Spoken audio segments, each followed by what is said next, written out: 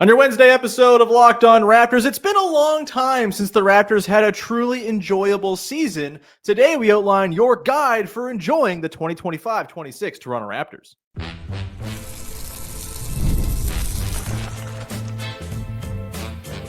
You are Locked On Raptors, your daily Toronto Raptors podcast, part of the Locked On Podcast Network, your team every day.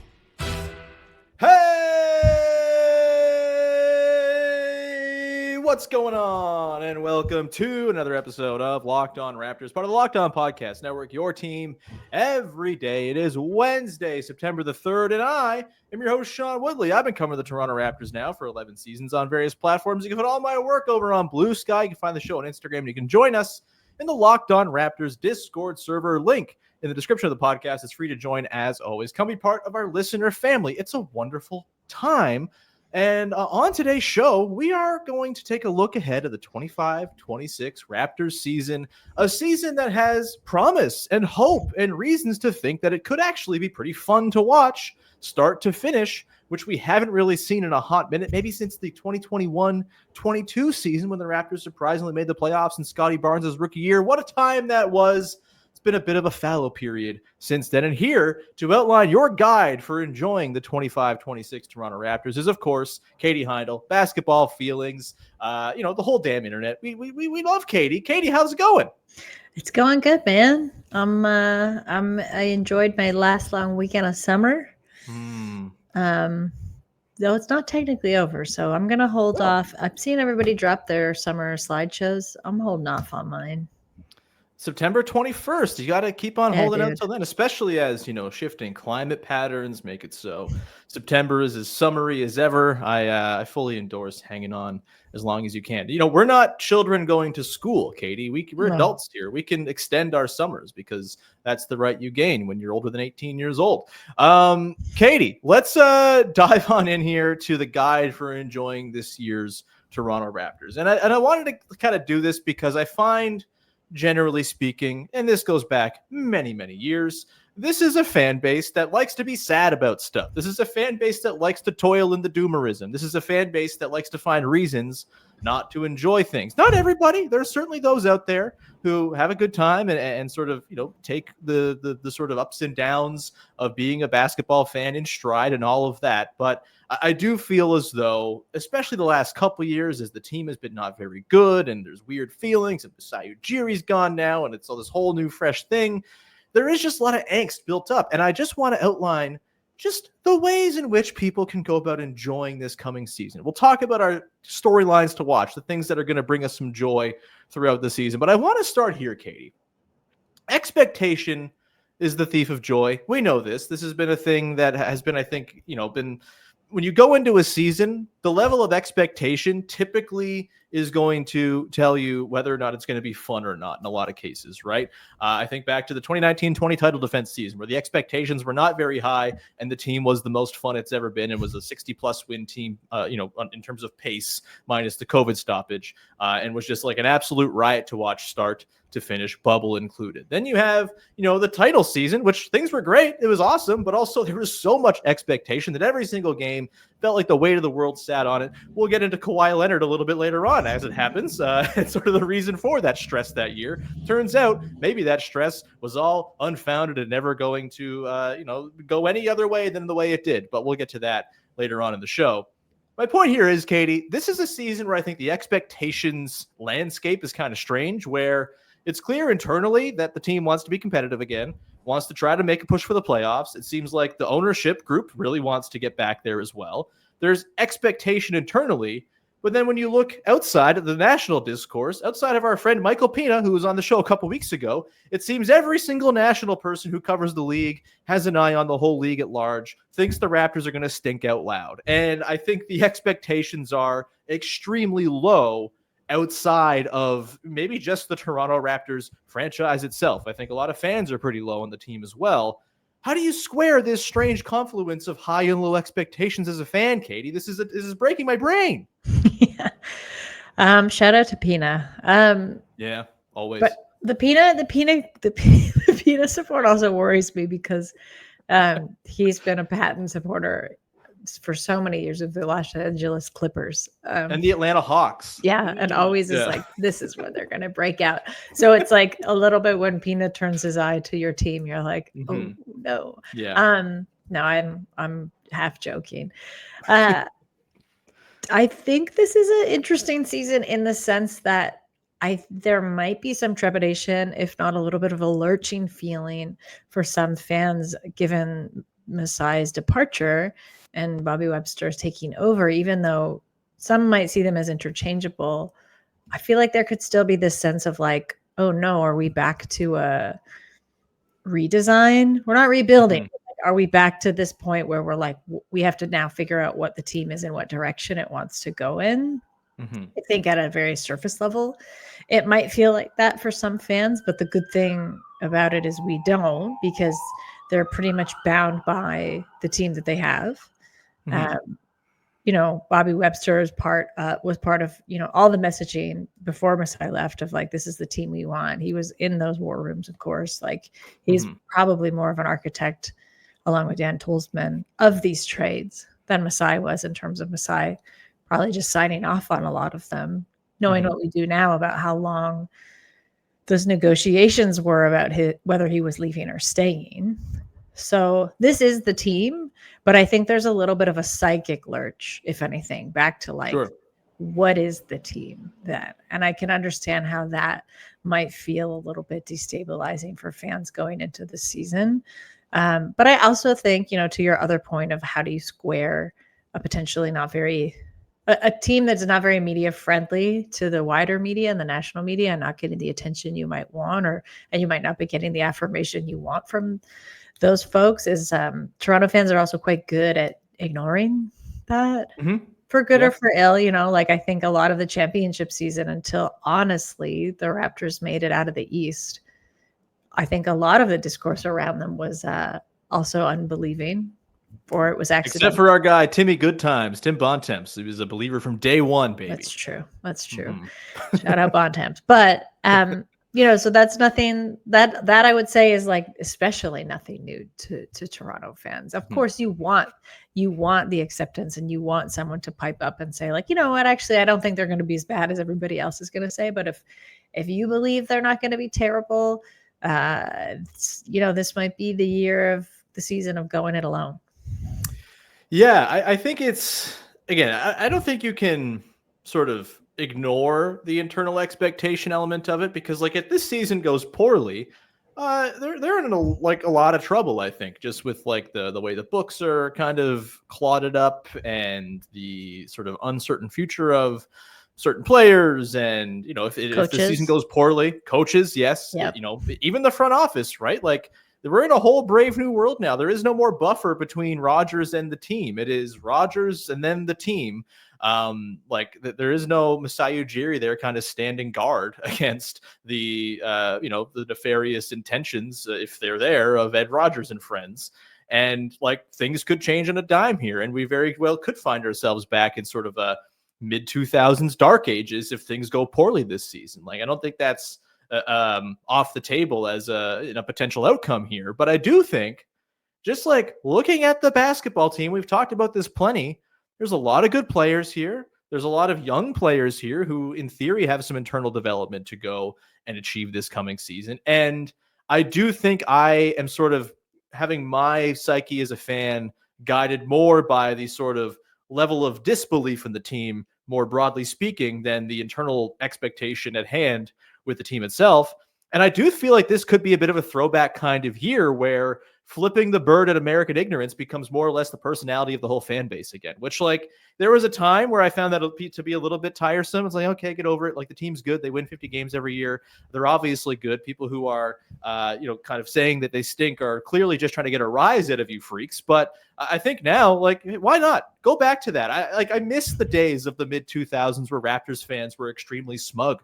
This was a beautiful time. And I think we could have a bit of a return to that this coming season if the team is even sort of good. Like if the over-unders are set in like the mid to high 30s for this team, I don't think it's going to take a whole lot for them to hit the overs to kind of turn some heads. And if they end up making a push for a 5th or 6th seed in the Eastern Conference, gloat away, point and laugh at Ryan Russillo and friends all day long. It sounds like, it's going to be a beautiful time, if that all happens, right? Again, lots of downside. Things could go poorly and things could, kind of turn into a bit of a stalemated mess if the roster, just kind of, if there's no development or growth from the dudes on the roster as it stands right now. But I have a pretty good feeling that we're going to see that. And we also are going to see a guy like Brandon Ingram play basketball for the team, which is very exciting. And we're going to get into that coming up in just 1 second as one of the really fun storylines to watch, little beacons of joy that'll be on hand for the Raptors this season. We'll talk about that coming up as we continue our guide to enjoying the 25-26 Raptors with Katie Heindl. In just 1 sec. Today's show is brought to you by friends over at FanDuel. The NFL season's almost here, and FanDuel is making sure you're ready for kickoff with a can't-miss offer. Right now, new customers can bet just $5, and if your bet wins, you'll get $300 in bonus bets to use across the app. That's just one bet on a spread, on a prop, on a team winning a game, whatever. Then you can go and get yourself $300 in bonus bets to go and play around with, and all the different things you can go and play. Parlays, things like that. I'm not much of a sports wagerer myself, but when I do, I like to do the happiness hedge where I bet against my team to win. That way, if my team loses, I still get some money out of the deal. That's always fun. You can go peruse there. And it's not just the NFL, of course. You can go lay down futures bets on the NBA. NHL season's coming up. Baseball playoffs are nearby as well. You can go and do it all over at the very easy-to-use FanDuel app with that wonderful offer of $5. Just a $5 bet. If it wins, you get $300 in bonus bets. So are you ready to play? Download the FanDuel app by visiting FanDuel.com to get started. That's FanDuel to place your first $5 bet. Go check it out.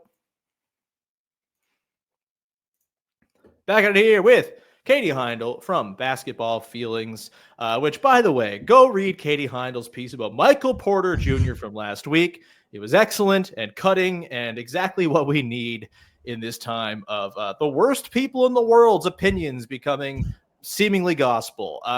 It was great stuff. Go read it. Go support Katie with Basketball Feelings. Pitch over. Katie, some stuff is going to happen for the Raptors this year that I think is going to create lots of fun and enjoyment as the season goes along. I will turn it to you here first. Like, what's one thing you're looking at? What's a storyline you're really excited to kind of fixate on as the season goes along? A thing you can't wait to see transpire once this team finally hits the floor. And honestly, not all that much time, like 6 weeks or so. It's getting close. You mentioned it already, but Brandon Ingram.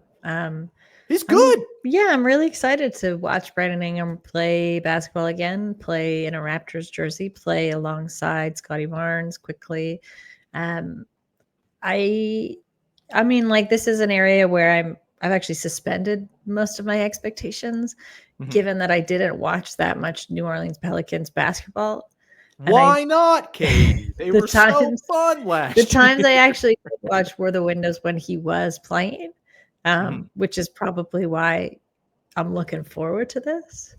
I know a lot of people just think this is sort of like a bit of a, what do you have, like a red herring, like not something to fixate on. Like, and again, I don't think you and I are saying like it's going to be a different kind of basketball than we've ever seen from him in his career. I am just genuinely excited for this guy to be back on the floor and back in game situations. And playing for not the Pelicans. I want that for anybody. Yeah, not the Pelicans. And also like alongside a good, younger, pretty cohesive, honestly. They had their bungles last season, but much more cohesive than we had seen them before, group of players. So that is my what are you calling this? Beacons of joy? Yeah, that's one of them for sure.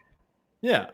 One that I'm really excited for. I second everything with Brandon Ingram. I don't think he needs to reinvent the wheel as a basketball player to be quite fun. And I think he will actually kind of reinvent himself a tad to fit the way the Raptors want to play, because it seems like from everything he said that he's open to doing that. And I think there's an understanding from everybody that some budge and some give is going to be needed from everyone on the team for it all to work harmoniously. I believe they can pull that off. I am also quite excited to see the young guys who last year were maybe like the only beacon of joy for much of that season. There were pockets here and there where they played well, had some fun wins, sure, but it was the young guys kind of playing above their station that was really the one through line of serious fun last season.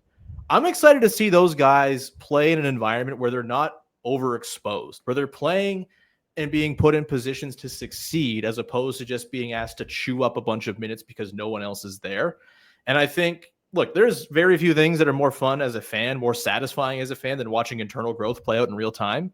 And I think there's a real chance we're going to see guys like Jacoby Walter, Grady Dick, even like Colin Murray Boyles in year one, Jamal Shed down the line, take some genuine steps forward as like productive, helpful NBA players to winning basketball. And it's going to be because they're playing with good players and not asked to sort of do things that, frankly, it was unfair to ask of them as rookies last year. And I think seeing these guys kind of thrive in roles and carve out their own identities that are going to shape their NBA careers, that's going to be a ton of fun. What do you think about that, Katie? Yeah. I'm a big Jamal Shed head. So I think you're spot on with that. I'd like to see, we talked about this, I think maybe post summer league, but just how much room there still is for growth, but also these guys, like, they are assured to an extent, I think, their place, not just on the Raptors, but within the NBA. But there's still quite a bit, I think, for them to go to feel comfortable, to feel like secure in the league and that their space is safe. Not to say I value and want people to always feel like they've got a little bit of a fire under them. I don't Is this a hot take, Heindl take coming in? No, I want everyone to feel like they're going to lose their jobs at all times. I don't like job security. No, I value job security immensely for athletes. I suppose I don't support the union. I'm a union buster. That's my hot take. Yeah. Oh, whoa. Katie Carney hanging out on the pod. Yeah. Yeah, God. No, but I do think that is going to change the tone, right? That inevitably is going to change the tone going into this season. You've got a lot of guys trying to play really hard and figure out what the trajectory of the next few years of their career looks like, and to prove something again under the kind of tutelage and change now of the front office, which this is my next beacon of joy. And it might sound a little bit twisted, and it's certainly quite nerdy and nuanced. And I understand if other people don't think like this, but I am actually quite excited and looking forward to seeing the finesse sort of fingerprints of Bobby Webster and Dan Tolzman and what it looks like with them pretty much steering things. Again, like I said earlier, I don't expect like a huge trajectory shift. They're not at the wheel cranking this ship in another direction, but I think there still have to be finer points, right? You need to, when you're in that position, you need to make your mark on a team, and you need to show the rest of the league what it is about your leadership that's different, a little bit different, whether that's in your relationships with athletes, with your staff, with the front office, the coaching, relationship, things like that. Bobby's not one to like be as in the spotlight as Masai Ujiri. So I think in a sadder way, which I know that's not what this show is for, we're really going to miss that this season. But I think there's like a lot more room to see how he kind of takes a hold of the team and what he wants to do with it in that sense, like in the personality sense of the team. It's one thing for us to say like, we're going to support them and we're just going to be focused on Toronto. We're going to be a Toronto-centric group. This matches the geopolitical like view of right now of like, we're just going to ignore the States and everything that's happening there, including in their NBA media. But when you're the head of an NBA team, you can't do that. You have to, be vocal. You have to be in the spotlight a little bit. So I am actually looking forward to that, because I think the trickle down effects of that are going to be very telling in the next few years. Get this nerdy and nuanced stuff out of here, Katie. We want hot take Heindl. No, that's, I think, a really well made point. One other thing I'm really just excited for this year, Katie, and I know people who have listened to the show a long time know I'm a little regular season freak. I think we should value the regular season more. It is half of our year, every single year, spent watching all of these basketball games. We devalue it way too damn much. And I am so excited, Katie, after a couple of years of tanking and being kind of in this suspended state of purgatory, waiting for the team to actually kick it into gear. 2 full years under Darko Rajakovic, where Darko's basically been told, do not try to win basketball games.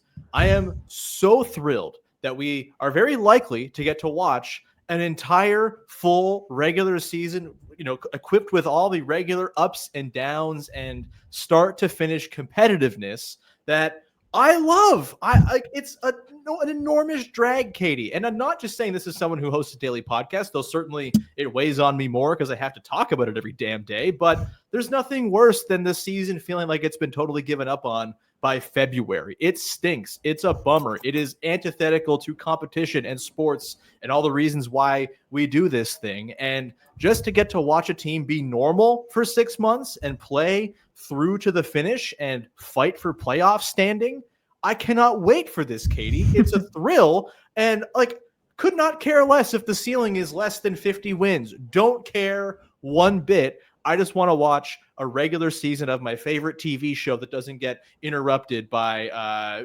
whatever, all manner of things getting in the way of the sort of the narrative progression of what I'm watching. I feel like this is probably a thing you also are looking forward to as well, Katie, as someone who also likes, to spin a yarn. Yeah. So, and apologies. I have a really old dog that just wants attention just off screen. So that's okay. Shout we out like dogs on the podcast. Shout out Captain. Yeah. I also like the regular season. I think there's really something beautiful and, as you say, understated and underappreciated, certainly, about the rhythm of a regular season and getting back into it and just being able to toss not just a Raptors game, but any old game on any night of the week. There's something that you miss about it. I've been watching WNBA basketball, but I will totally admit, it's a different game. To be honest, it's faster. So in a lot of ways, I like it a lot better. Than the NBA's kind of pace of play. But the rhythm of the NBA season sort of adds a backbone, I think, to what I consider this sort of reset time. And fall, more personally for me, I think fall is always less to do with remnants of school memories, but just the natural world. But it is a changing time, right? It's more of a new year to me than the new year. And so it always has made a lot of sense to me that's when the NBA season starts, and when you kind of click into a different way of being, So, yeah, dude, I like the regular season. We should like the regular season more. Cancel the playoffs for all I care. I don't give a damn. I mean, the playoffs are fun too, but we really, really need to get better. But it used to be a thing, I feel like caring about the regular season used to be more of a thing. And I think there's a lot more leeway in the regular season, right? The playoffs things get so serious, so quick to a way where it feels like there's not a lot of room for these kind of quote minor characters to navigate really and show why they're actually quite crucial to a team in getting to the playoffs and having gotten there. The game is no longer about them, even though again they're fundamental to it. So the regular season is a nice long stretch to familiarize yourself with those people. 100%. Make the regular season cool again and all that stuff. Can't wait to just see them play normal ass basketball for 6 months. What a thrill. There won't be any engineering tanking losses near the end of the season if all goes according to plan, which I think we can all. I did not like litigating whether or not that was noble or ignoble last year whatsoever. It sucked. Katie, we're going to come back on the other side talking about things that are not noble. The Los Angeles Clippers. We're going to quickly finish off with some thoughts on the Kawhi Leonard bombshell today from Pablo Torre. Finds out, were the Raptors ever even remotely likely to keep Kawhi around? Seems probably not, unless they wanted to get real underhanded with it. We're going to talk about that in just 1 second to close things out, because I feel like we have to. It's the biggest story in the NBA today, and there's a minor Raptors connection.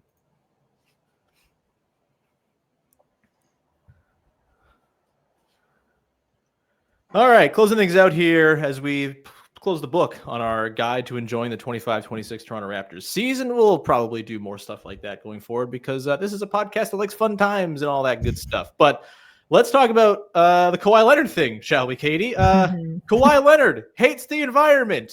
Steve Ballmer loves being underhanded. The Democratic Party, full of grifters. Where do we begin with this? If you haven't checked it out, Pablo Torre, on his wonderful podcast, Pablo Torre Finds Out, has done an investigative report into the dealings of, what's the company called? Aspiration? Something, aspiration, Yeah, something. Aspiration. Which, of course, great company name. Yeah. Definitely not a grift. Into its dealings as a sort of carbon offset company and its celebrity endorsers, one of whom is Kawhi Leonard, who has done no work whatsoever to endorse this company, unlike his contemporaries like Leo DiCaprio, Robert Downey Jr., some others who were on the payroll. Kawhi Leonard, the highest paid celebrity endorser of this company, and has never done a single piece of work to do it. It's an entire no-show job. And when you dig into the layers, it very clearly is a thing funded by Steve Ballmer and the LA Clippers to give Kawhi Leonard more money under the table than the salary cap would allow for. It's cap circumvention, to put it short, on top of all kinds of other things that, are part of the ills of today's society. What was your reaction to this one, Katie? Is it hilarious to you? Do you feel more scorned as a Raptors fan who, put all your hope in Kawhi staying only for it to be dashed when he left for the Clippers? Now seemingly like it was, never going to ever be the Raptors that got him because of all of this under the table stuff.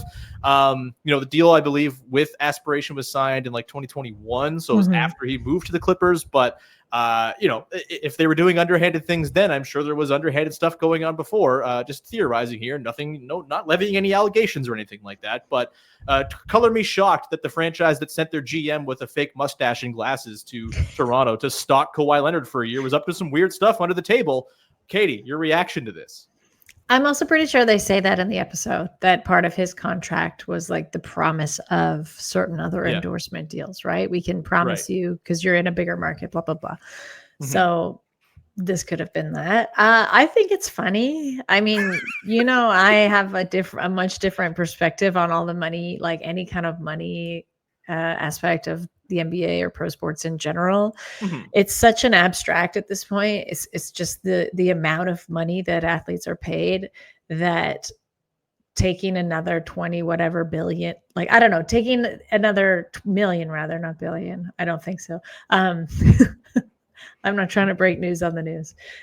It's just like, to me, it doesn't matter. I also don't really get upset. I'm not a person who really weighs someone against their contract and the valuation of someone by how much money they get paid. Like, that stuff is obviously quite gross to me. So it's funny. And also just like the facade of it could not be funnier. Yeah. A tree planting company. I already posted this, but I feel like as an apology, they should go and plant however many trees this much money is supposed to equate to. Well, as they do as they reveal in the podcast, it seems like maybe they didn't plant any trees ever. Yeah, I don't think that's a thing. I think the whole company is kind of fake, though. Robert Downey Jr. cut a pretty slick commercial for them about it. The where it does get a bit gross to me is the understanding that this kind of thing obviously happens all the time. Totally. And I think where it gets gross is like, if this is, executives funneling money into athletes' charity, for example, and then the money gets siphoned right out, right? There's obviously grosser ways that this is happening around the league. This is not the first. This probably won't be the last, like, by any stretch. So I think those are the particulars where I would think like, there's a better way to do it. But then you're into the weeds of like, okay, is the better way to do it inventing a carbon offset company and assigning funds there to one of your athletes? I do found it even funny that they probably started to dig into the stipulations of the contract itself, that Kawhi was supposed to like and or reshare certain posts by the company, I don't know, like 4 times or something, and he never did. Appear in one photo per month or something along those lines. Man. Yeah. Generally, this is very funny to me. I'm all for taking more money from a billionaire. Sure. Get yours. Like, that's not something I can be angry at. But yeah, the timing of it, to your point about the Raptors, it's like whether or not that was something that they willingly would have wanted to engage in, which it doesn't seem like they did. Yeah, was MLSE sleeping on this one? Should they have been funneling money into a Maybe grift we company? just have a little bit like more severe corporate watchdogs in Yeah, it's very Canada, possible. which wouldn't Yeah. surprise me in terms of regulation and how regulated our banks are and like who is watching all these transactions. So maybe it's just a bit less. Wouldn't have been so easy to let one of these things slip by. Yeah, but I don't know. Doug Ford is. You look what that man's doing every damn day. So yeah, who knows? For me, yeah, like I'm not mad at Kawhi. Like you want to get a bunch of extra money from a billionaire freak through some weird avenue? Okay, sure. Yeah. Like I'm sure this was just like presented to him, and he was like, "Well, okay, if you're gonna give me $28 million, I guess I'll say yes." You know, is there an ethical issue with that? Maybe. Is it any worse than anything any of the billionaire owners who own NBA teams have done? Certainly not. And yeah, like you said, I'd rather the basketball players make millions of dollars than the billionaires make billions of dollars. So that's fine by me. I do think like they probably should come down pretty hard on the Clippers for this. You would think, considering cap circumvention is kind of a thing that could, you know, potentially get in. And not to say that other teams aren't certainly also doing this. The Clippers just seem like they're the least good at hiding it. But like as I believe, I can't remember, I think it was Jason Concepcion said, please, Pablo Torre, don't investigate the relationship between Jalen Brunson and James Dolan. Like there's this stuff going on all over the place. You'd be naive to think there's not, but like to be this brazen about it and to get caught this hilariously, I feel like you probably should get some sort of pretty significant penalty for it. And frankly, it's the funniest thing possible for a franchise that continues to like wet itself in the funniest ways possible. I like, had they won a title as a result of this, maybe you could be more mad, but they've been the Clippers since this happened. And so what are you going to do? I'm with you. It's far from the most grim and concerning sports business development to take place in the last handful of years. Let's put it that way. But I'm also with you in the sense of let's investigate some of the more evil owners in the league. Yeah, the Adelsons are just right there. We got a lot of arms manufacturers and dealers. You know, we got a lot of super PAC endorsers. Let's go there. What kind of fake companies do they have set up?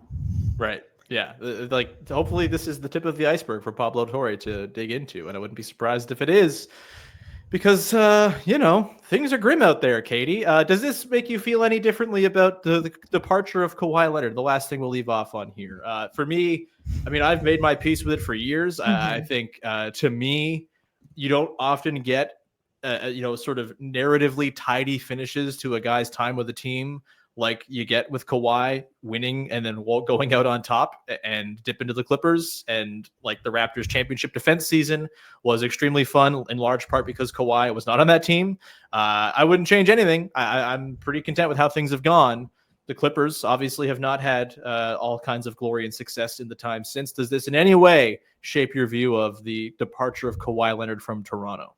No. And I think for a lot of the reasons that you mentioned, you know, I'm with you in the sense of, I think if someone like him was already considering leaving, which I do think he was all along, I think it was always sort of, I think the city grew on him but in a way that he didn't anticipate, which is great.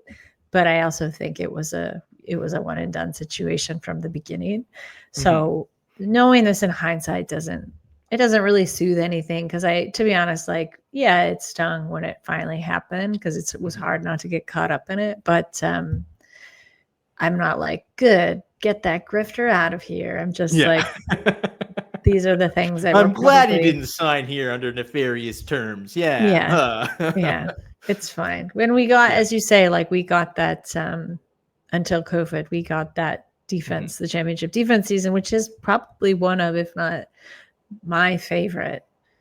I think it's the most fun I've ever had watching basketball. It was. Talk about the regular season kicking ass, like, and just like being at those games, you know, like they were so charged, and there was like a real weight lifted, but there was still such an intensity. So I don't know.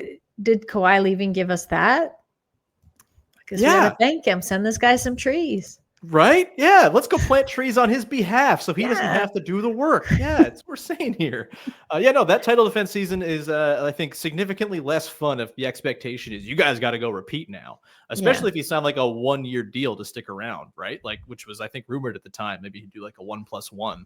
And you just like do the whole stressful thing all over again. No, I'm good with how things turned out, man. It was delightful. It was the best of times until it was the worst of times. And then, the bubble. We had our protestations about the bubble happening on our old podcast, basketball in particular. We did. But I have a lot of fun memories watching the bubble. It was pretty great. It's pretty good basketball. I don't know. Pretty fun playoff run. That series against the Celtics, pretty damn entertaining, even though they lost all that. So yeah, I wouldn't change anything. And go plant some trees, Kawhi. Go make amends to the city of Toronto and to, well, of course, the forests. Katie, anything you want to promote for the good people out there? You already plugged it, but yes, I did write something about Michael Porter Jr.'s recent dip. Recent, I don't know, but like certainly more ignorant dip into the manosphere and what that kind of promotion of just being that dumb does. Yeah. And then I also, as a kind of vehicle to explain that point, quite crudely, but I wanted to really get it across. I tried to imagine a WNBA player who could be that stupid, dumb, and you can't. You can't. No. There's no way.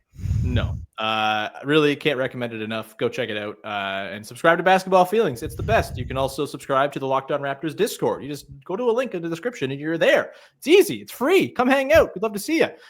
You can support by following, subscribing, rating, reviewing on all the podcast apps and on YouTube as well. And we're getting damn close here to the new season, Katie. It's very exciting times. Next week, I'm going to be on vacation, but I've pre-recorded a whole bunch of shows with pals from across the Locked On Network to talk about their teams in the middle of the Eastern Conference and how the Raptors stack up. That's to look forward to. I'll do a mailbag show before the end of the week as well. All kinds of good stuff as we get. Oh wait, I do have one more thing. Next week. Oh yeah, go ahead. Because you're going to be away next week. So the show that I helped co-curate on the history of basketball in Toronto at the Museum of Toronto, it is on for one more month through the month of September. And there's also a series of talks that I will be hosting, specifically with women in the game, some coaches, some agents, some broadcasters that you know and love. Those will be on September 10th and 17th. We're announcing them soon in terms of the guests, but they'll be at NBA Courtside Restaurants. So follow the Museum of Toronto on social if you would like to come. I would love to see you there. Hell yeah. They're free. They're free events. Mm-hmm. Yes. I am sad that I haven't gotten to see the exhibit because I've been taking care of a newborn all summer, but my hope is that end of September, I'll be able to get in there. Either way, thank you everyone for tuning in and supporting all our stuff. And we'll be back again later in the week with a little mailbag show to close out the week. In the meantime, thanks for hanging. Bye-bye. Wow.